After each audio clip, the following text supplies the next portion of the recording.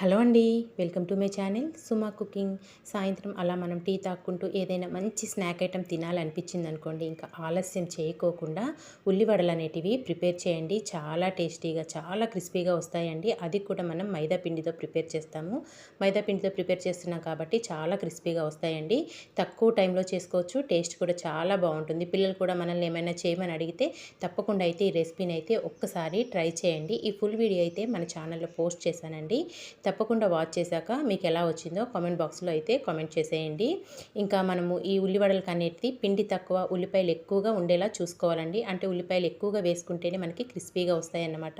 ఇందులో వాటర్ అనేటివి అస్సలు యాడ్ చేయమండి. ఓన్లీ మనం ఆ ఉల్లిపాయల తడితోనే మనం వేసుకున్న పిండి అనేది కలుపుకుంటాం అన్నమాట. చాలా అంటే చాలా క్రిస్పీగా వస్తాయి.